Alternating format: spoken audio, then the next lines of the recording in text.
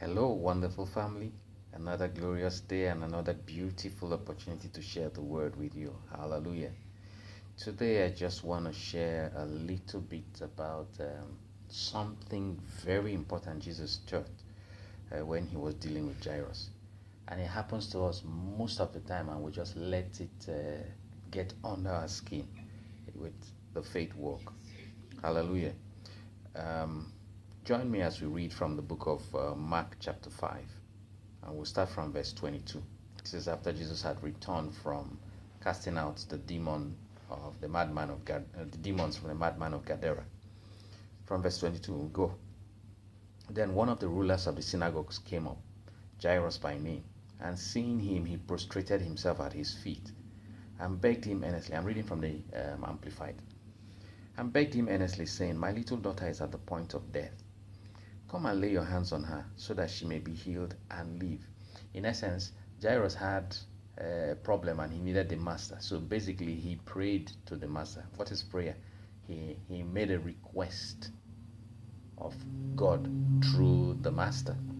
So it's like we have an issue that we go to God in prayer with. And based on his word, he gives us his word. So he says, and begged him earnestly, saying, My little daughter is at the point of disease. Come and lay your hands, she may be healed and live. And Jesus went with him. In essence, Jesus has told him yes. So what the next thing now is that he is expecting a manifestation. So Jesus will come, but based on what he prayed, Jesus was to come to his house, lay his hands on the daughter, and the daughter would live. So he's walking now in anticipation of the manifestation. So it's just like you have a prayer request, you've put it into the Lord, and from his word, he says, if what things soever you desire, when you pray, believe that you have received them, or that you believe, trust, and be confident that it is granted to you, and you shall have them. So like this is the same thing that Jairus has done now. He's walking in faith now, expecting that the master will actualize what he has asked for. Come along with me. And like I said, just imagine that you prayed for you to get to win a bid that you like. Let's assume it had to do with a contract that you bidded for. You prayed and the Lord has told you that yes, he's answered you, he's giving you assurance that you will get it. Now you're standing in faith, and then let's see what happens along the line. Turbulence comes, trouble comes, delays come. And Jesus went with him, and a great crowd kept following him and pressed him from all sides, so as almost to suffocate him. And there was a woman who had a flow of blood for 12 years, who had endured much suffering under the hands of many physicians, and had spent all that she had, and was not better, but instead grew worse. She had heard the reports concerning Jesus, and she came up behind him in the throng and touched his garment. For she kept saying, If I only touch his garments, I shall be restored to health. And immediately her flow of blood was dried up at the source, and suddenly she felt in her body that she was healed of her distressing ailment. And Jesus, recognizing himself that the power proceeding from him had gone forth, turned around immediately in the crowd and said, Who touched my clothes? And the disciples kept saying to him, You see the crowd pressing hard around you from all sides, and you ask, Who touched my clothes? In essence, time was being spent on this woman, and Jairus' daughter, the prayer that Jairus had made, that is, Jairus made this prayer concerning his daughter, she was getting worse at home. Time was passing. It's like you, with respect to you now, that contract, time is passing, and the time passing is not in your favor. Now, see what next. And the disciples kept, he kept looking around to see who had done it. But the woman, and it now looked as if Jesus was delaying. It looks as if the answer is being delayed for you.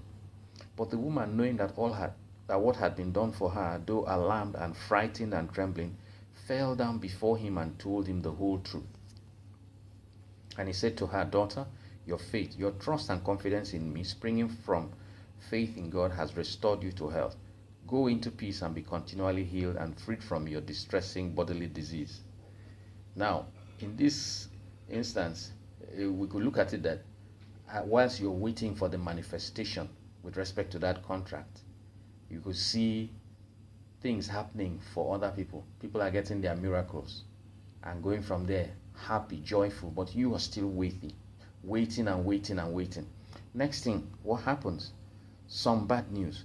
While he was still speaking, that's verse 35, there came some from the ruler's house who said to Jairus, your daughter has died. Why bother and distress the teacher any further? They send you a message that they've done the bid and you lost. They didn't pick you. They cast out you. That somebody else won that bid. What do you do? What do you do? You've watched as some other people have come and gotten their miracles. But you've been waiting patiently, standing in faith. And then suddenly bad news, an evil report comes to tell you that it's all over. It's all over. What do you do? Listen to this, verse 36. Overhearing but ignoring what they said, Jesus said to the ruler of the synagogue, do not be seized with alarm and struck with fear. Only keep believing. Jesus is telling you, yes, they've told you that the bid is over and you lost. He's overheard it. He's advising you, overhear and ignore. Overhear and ignore. Then what next? He says, do not be seized with alarm and struck with fear. Only keep believing. What are you to keep believing? You have to keep believing the truth. Thy word is truth. He said that therefore, what things soever you desire, when you pray, believe that you have received them. Your belief there was that you have received this contract given to you. And they came and told you that the bid, you lost the bid. It's been given to somebody else. Jesus is telling you from this particular instance, in this particular verse, overhear what they say and ignore it. Just keep believing that that bid was granted to you. I'm using the bid here and now in place of this. I don't know why, and I don't know who I'm speaking to, but I know I'm speaking the heart of God to somebody in particular. Let me repeat again. Do not be seized with alarm and struck with fear. Only keep believing. Like I say, believing what? The truth. Thy word is truth. Not this message that the people came and told Jairus. Not the message that they've come to tell you that you've lost the bid. Thy word is truth. Let God be true and every man a liar. Keep believing. Do not be seized with fear. Do not be struck. Do not be alarmed. Do not be seized with alarm and struck with fear. Only keep believing the truth. His word is the truth. And he permitted no one to accompany him except Peter and James and John, the brother of James. I repeat again. Overhear and ignore. Do you want that thing to materialize for you? Do you want the truth manifest in your life? I repeat again. Do not be struck with fear. Do not be struck with fear. Do not be seized with alarm and struck with fear. Overhear what they say and ignore it. If you don't, it will take a life of its own and become manifest. But if you choose to take what God has said as the truth and act as if what he has said is the truth, you will get what he has said. Now, if you follow down, he says he did not permit anyone to accompany him except Peter and James and John, the brothers of James. Do you know why? He was only taking those who would keep believing the truth despite this bad news that they have heard. Only those who will stand with you in faith. Those are the ones you listen to, not those who would acknowledge this evil report that you lost the bid and tamper down your expectations. Remember, he says, believe God. He didn't say believe these people. He said, believe God. Have faith in God. And he permitted no one to accompany him except Peter, James, and John, the brothers of James, those that believed like him. When they arrived at the house of the ruler of the synagogue, he looked carefully and with understanding at the tumult and the people weeping and wailing loudly. So what had happened was a physical fact. You check, and yes, that bid has actually been done, and you lost the bid. Overhearing and ignoring. The child was dead. People were mourning. And when he had gone in, he said to them, why do you make an uproar and weep? The little girl is not dead, but is sleeping. He challenged the status quo, what was being seen. For we walk by faith and not by sight. He challenged what they were responding to.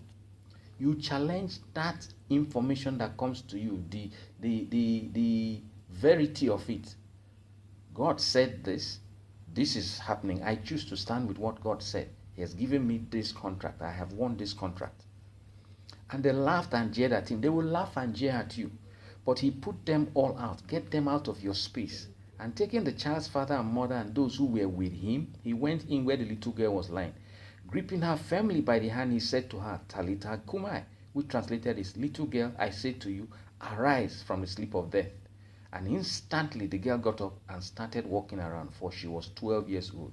And they were utterly astonished and overcome with amazement.